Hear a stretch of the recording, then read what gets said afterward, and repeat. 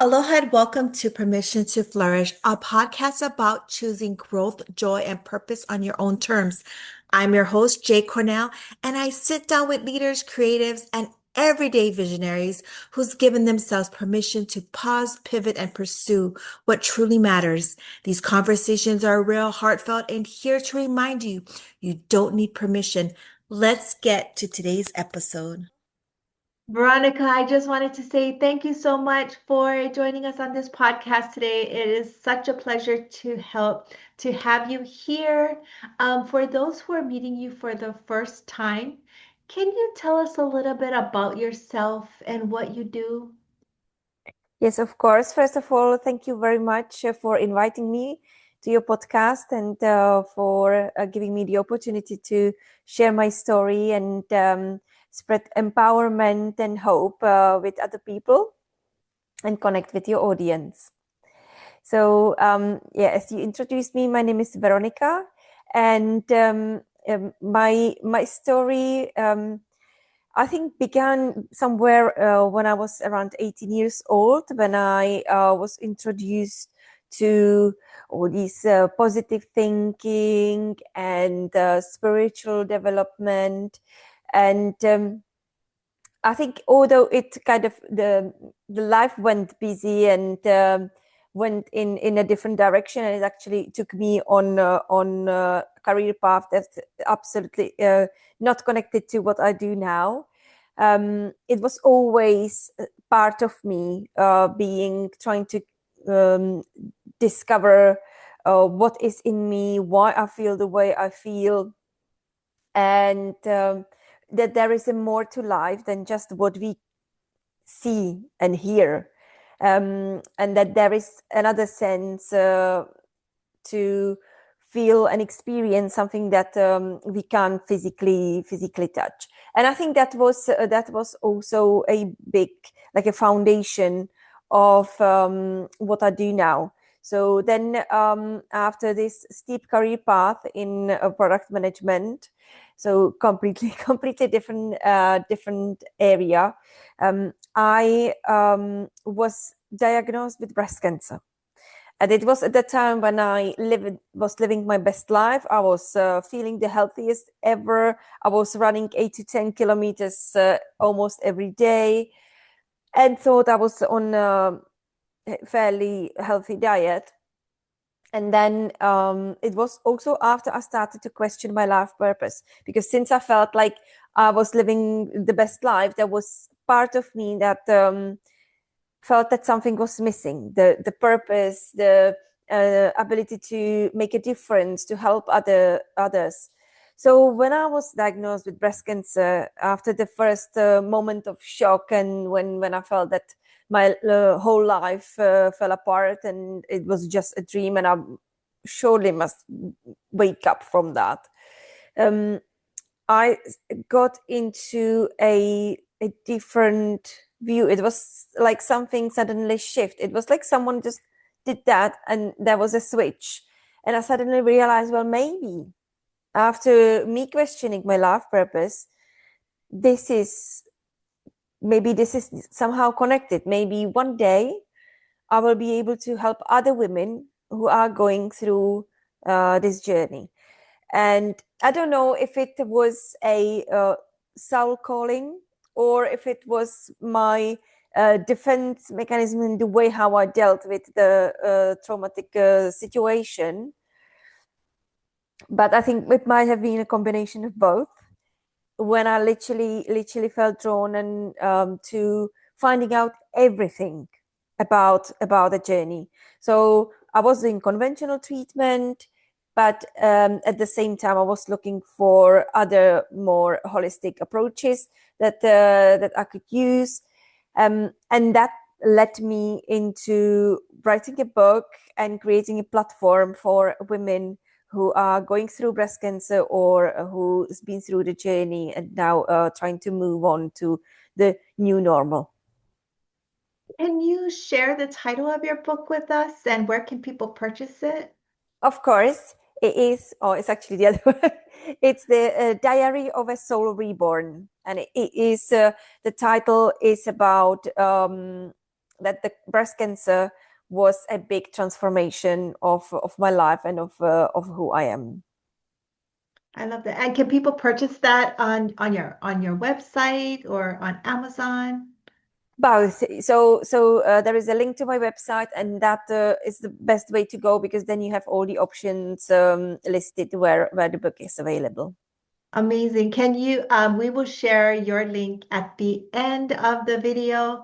Um, you talked about a more holistic approach, and I know that you mentioned, lifestyle oncology. Can you explain what lifestyle oncology is and how it differs from traditional cancer care?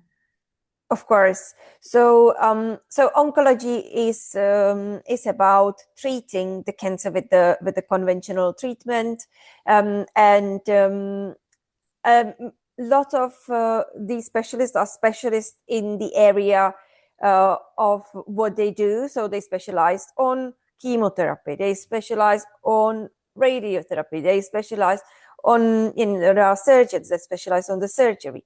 So they really focus on just part of us. But the same as we have our Earth and we have the universe and everything is connected. Our organs and our parts of our body are part of our universe, our being, and it's not just part of the body physically, but we have emotions, we have thoughts, and we also have the soul, and that could be different for different people. It doesn't necessarily mean to be in a spiritual way, but maybe in a sense of having a purpose in life or fulfillment. And these parts are all connected, and they are all very important part of that cancer journey. So lifestyle oncology is a way of living, or introducing a way of living that can complement these conventional treatment, but can also complement any alternative treatments, whatever the patient decides to do. But it incorporates the whole being. So it looks at how to support the body physically, how to support our mental state, how to deal with emotions, how to deal with trauma, because what is often overlooked, and it's now becoming more common and more research has been done on this note, is that cancer actually is not just it's not just a physical disease, because one of the biggest initiators of cancer cells to start growing and to start spreading is stress, chronic stress, long-term stress, and deep trauma. And it can also develop later in life. So if there is any unprocessed, even childhood trauma, then it can lead to some illnesses. It doesn't have to be only cancer later in life, because it causes changes on epigenetic level. And I think this is really interesting for me, where the science comes together with the part of our lives that we don't really understand fully, the emotions, the mental side of things, the mind-body connection. And that's what lifestyle oncology is about, supporting all these parts, the physical, the emotional, the mental, and the spiritual path. So it's not only about the healing and the recovering from cancer, but also it helps patients who've been diagnosed with terminal illness to have a better quality life, but also people who have recovered. And because the cancer journey kind of never ends, it just phases or changes, transforms into different phases, because there's a lot of women are on long-term medication. There is also that survivor phenomena, that the celebration of cancer-free turns into a fear of cancer returning. So it's a long, lifelong process of looking after ourselves holistically, in order to focus on longevity rather than on the illness and or any things, bad things that can happen in future. I love that. And I love that you said it doesn't only pertain to cancer. It's like anything that can be that can cause an illness and it shows up later and we don't even know it. How can someone, shift their mindset from that fighting an illness to really focusing on healing? It is a very difficult process because our mind is trained and it's programmed certain way, the way how we grew up, the environment that influenced us. So it is the first steps is to start taking small steps and regular steps to change this. So, for example, we have to start observing our thoughts. So when I feel a certain way, how I thought leading up to this feeling, it is about observing what thoughts pop in our head, and then it is that moment of what we do with that from that moment when we actually realized we had a bad thought, because we have they say, the scientists, that we have like 60,000 thoughts per day, so obviously we can't catch all of them, but start to be more self-aware, more observant, and to see like that the flow of the thoughts. Sometimes we get from the same as in discussion, you get from one point to completely different topic. That's how we get in our mind. So being able to observe and then introduce some exercises like doing visualization, what I do first thing when I wake up and what I do the last thing when I go to bed. These two moments are so important. So if we spend, and this doesn't have to take, people sometimes think that they have to spend 15 minutes meditating, and they never do it because it's 15 minutes and they just so busy that they just don't get to it. But even if it's 1 minute, even if it's 30 seconds, but the first 30 seconds in your day and the last 30 seconds in your day really matter to focus on that healing. So feeling like how it would feel to feel really healthy again, to be healthy, how what would it take to get healthy. So focus on how to do it rather than I'm feeling really sick. And there will be days when we don't feel physically well. It's really difficult to do this, but on those days, even visualizing a silver, golden light, or whatever color resonates with you, you can even change it to maybe so one thing is to fill in with healing, and the other aspect is to visualize something that transmutes the negativity into something positive, like unconditional love. And I love that. It's 30 seconds. We spend more time scrolling on our phone or looking something up on Google. So I love that you make it so easy, just 30 seconds. It's not overwhelming and it's so doable, and people can, you know, uh, spread it out longer if they wanted to before they go to bed and when they want to wake up. But just starting with 30 seconds, so powerful. So the podcast is called Permission to Flourish. When you hear that phrase, permission to flourish, what does it personally mean to you at this stage of life?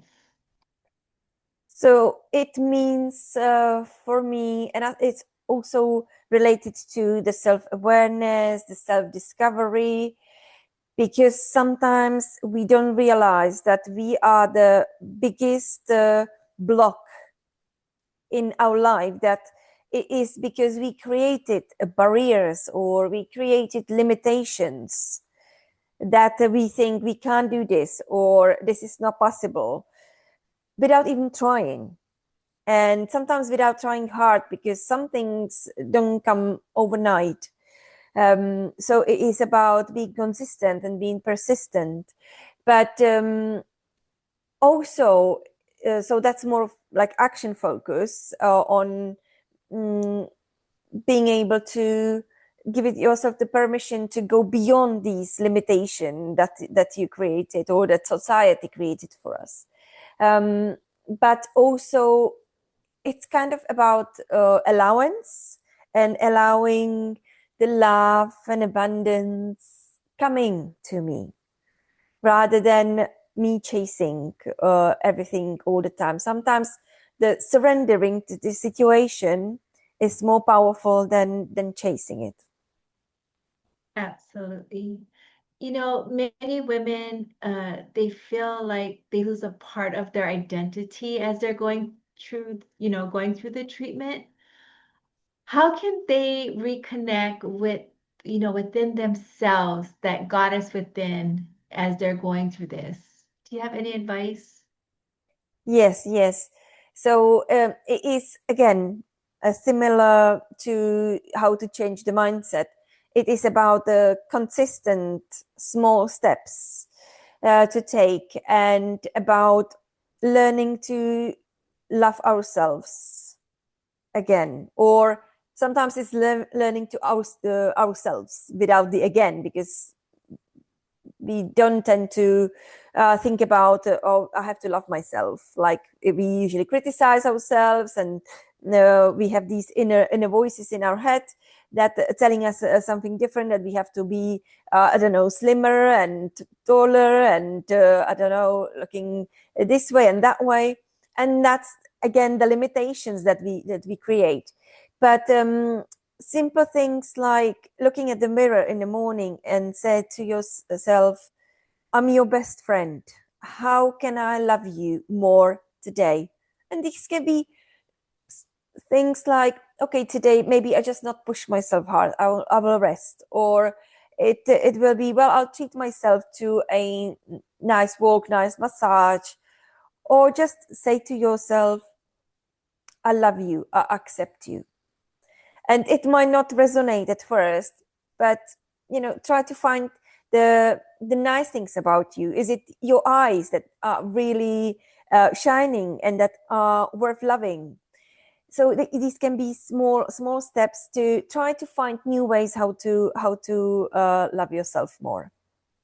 I love that. And if someone listening today is newly diagnosed, what would you want them to know right now? What advice could you give them? So it is a very difficult place to be, and sometimes the diagnosis takes weeks.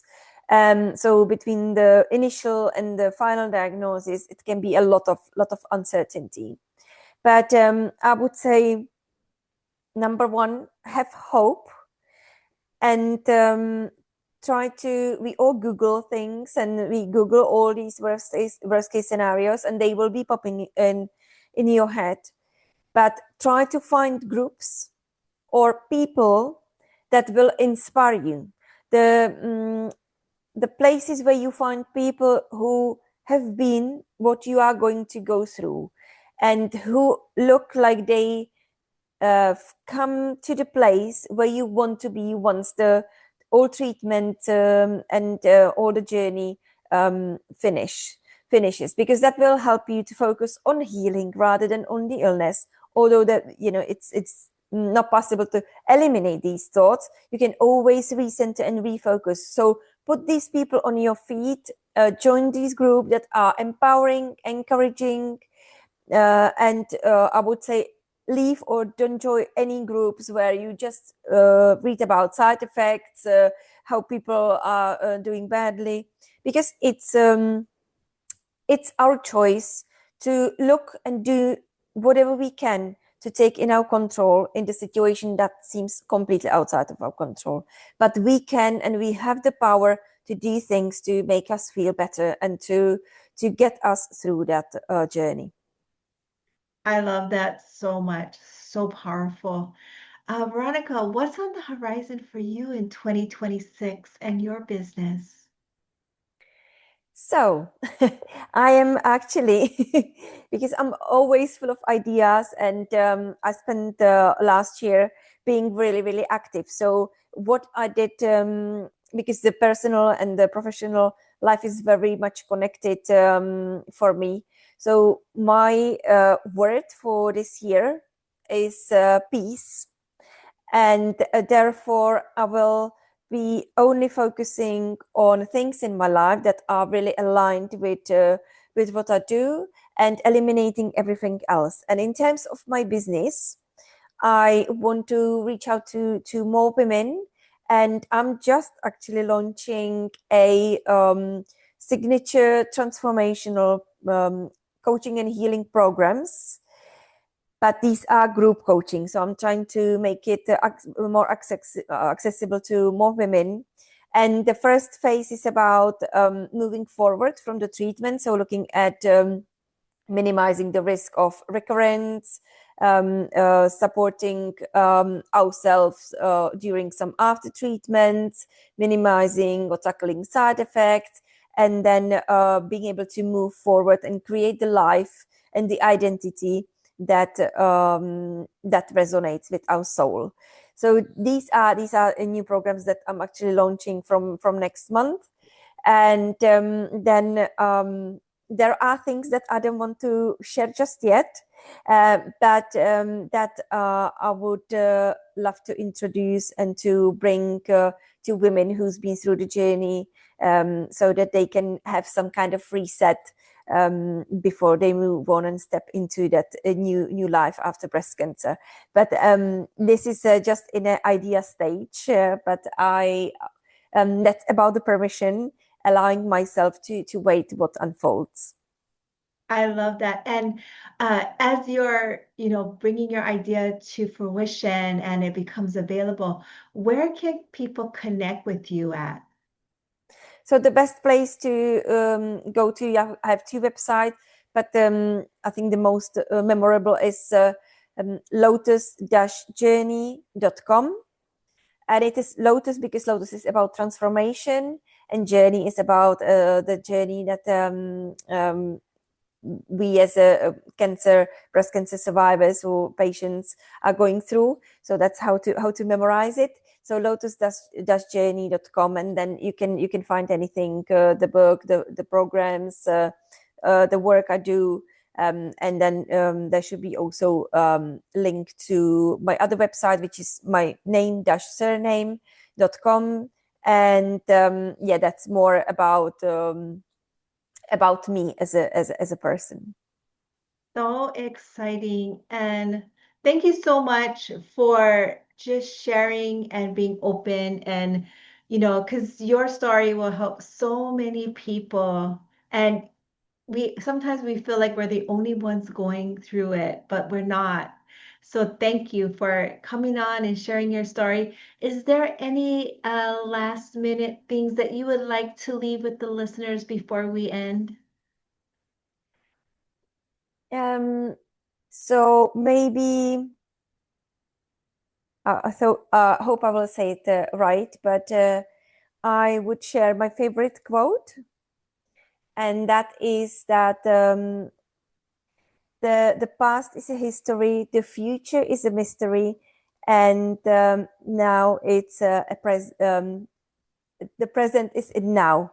So I think I said it wrong, but the point is that we can't change the past.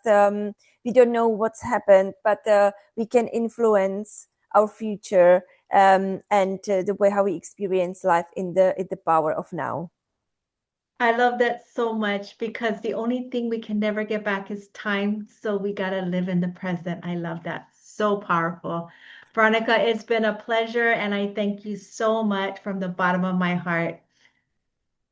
Thank you very much for inviting me and for having the opportunity to connect with you and your audience. Thank you. Mahalo, and thank you so much for tuning into Permission to Flourish. If today's conversation spoke to you, please leave a review and share it with a friend who needs a reminder that they too are allowed to share and thrive. Visit permissiontoflourish.com if you're ready to share your own story or explore our publishing opportunities. You'll also find free resources and inspiration to help you say yes to your own flourishing journey. Until next time, keep flourishing.